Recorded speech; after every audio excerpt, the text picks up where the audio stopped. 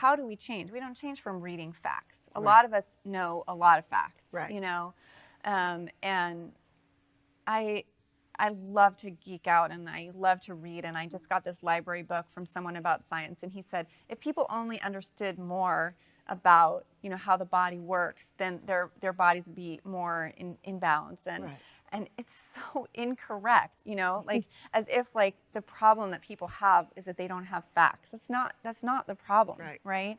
So so that's where we have these other two aspects of the stool, and those are mindful self-compassion and health at every size. Right. So there's a wonderful quote. Can I share a quote with your viewers?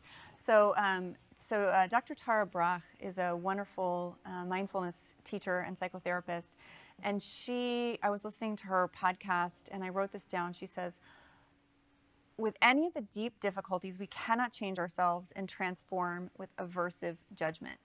Anyone struggling with major addiction, major shame or grief or anger, you're not going to be able to judge yourself out of it to behave well. That's deep. We know that.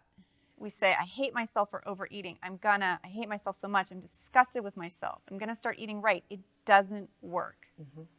You cannot make yourself change from hating yourself. Hatred doesn't do it. And she says that when we go into self-aversion, when the limbic system hijacks things, it cuts off the frontal cortex, which gives us perspective, which gives us humor, which gives us mindfulness. We get cut off from our resources when we get caught up in self-aversion. So the example that she's giving is not even an example that I really even focus on about this idea of quote unquote overeating. That's not really particularly a way that I would even frame things, but it's not the way she's wanting to frame it either, right? She's saying that's not the frame, right? But what I think is important about this, what she's pointing to, is that when we go into fight or flight, we can go into fight or flight because there's an individual chasing us or something scary like what's been happening with all the hurricanes or something. There can be an external event, but we can also scare ourselves inside of our own brain. Like that's what she's saying, that the fight or flight system can take over and shut off the human part of our brain and the part of us that connects us with others. And we're basically terrifying ourselves. And that's the place when we're going into judgment. We're terrifying our own brain, and we cannot learn from that place. Right. So the brain has another channel. It's like, may I introduce you to this other channel of your brain, which is the approach channel, right? And this is where my teacher, John Gottman, he says, this is my couples researching trainer, teacher, he says, like you see a baby with something, and the baby has kind of two things they can do, which is what is this, right? Where the open mouth and open stretching towards something, what is this, right? And the other mode, he says, is what the hell is this? Can I say that on the TV you can show? say that. So that's the mode that that's not a nourishing and not an effective. It's not even, as she's saying, it doesn't work. It's not even an effective mode from which to learn. But the curiosity and the openness and the investigation, this is a place where our nervous system can relax enough so that our breathing slows down enough that the brain functions. Because when the breath starts to go over 100 beats a minute or even gets close to that, it's impossible to problem solve, learn, and empathize. So we need to be able to just get curious and not necessarily relax, because I hate to mandate relaxation because that creates another stress, but you know, open and aware. And so when I teach, I have us practice mindfulness together, and I have people practice it at home. And so that's a way, you know, I have some different foods here, you know, being with a food and just noticing, how does it feel? How does it smell? How does it look? I brought you something to smell. Okay, all right. If you like, you can smell.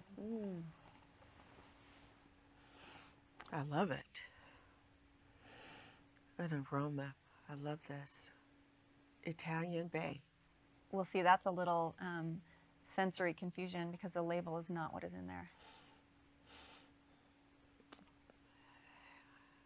I'm trying to figure out what the smell is. What? So, so that's one of the interesting things, right? Is that we're getting to experience a sensory experience that doesn't have a label and it doesn't have a word. It's just pure sensory. And you can look at these items, which we don't know yet what they are. And I have one that's closed and one that's open, and you can see the different patterns. Look at that one, actually. Kind of reminds you almost of a brain. Doesn't it, though? It does. It does when look like you, a when brain you think to me, about too. it. Yeah.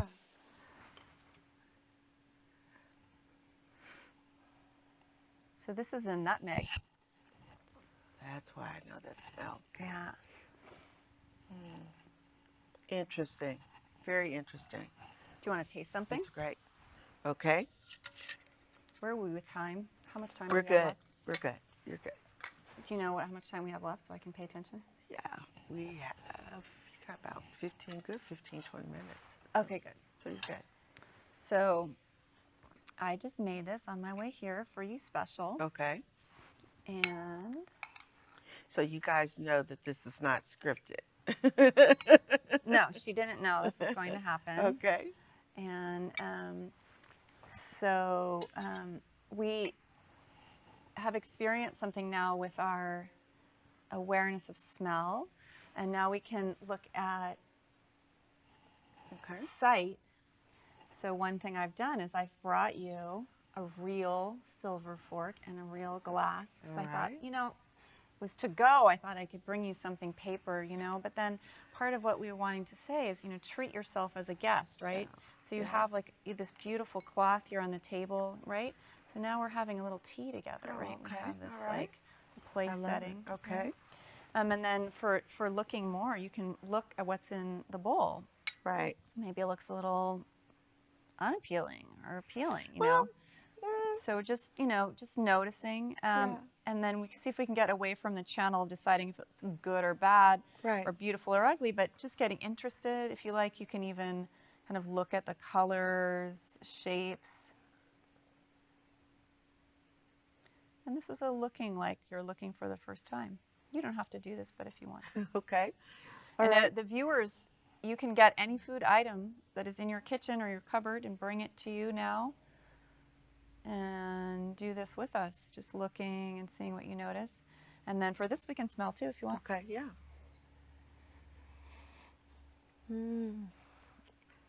I can tell you what the smell reminds me of. Sweet potato pie. That's what it smells like. So, and then we can also bring to mind the causes and conditions that brought this to us. You Okay. know, what had to happen in the world for this to get into our hand? Who touched it?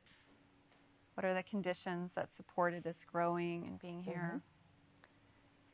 And if you like, you can taste. Okay. It's up to you. You don't have to. You can taste a little or a lot.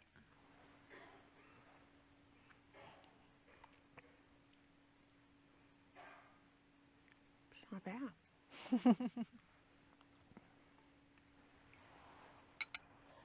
So you said you made this before you came here. I did. All right. So are you going to share What we have? Mm-hmm. Yeah, I mean, I love the idea of a sweet potato pie because we're making this right during the harvest time, during Right. fall, Right. and when it comes out, people will be getting ready for Halloween and Thanksgiving, and this is a wonderful time of year to really be nourished by root vegetables. And that's a fun time of year to make a pun about getting in touch with our roots, right? Right. We're talking about our ancestral traditions. So these are some of the really nourishing foods for many people. Things like butternut squash, carrots, and some people don't like to make a butternut squash because it's so much work Right. to cut it.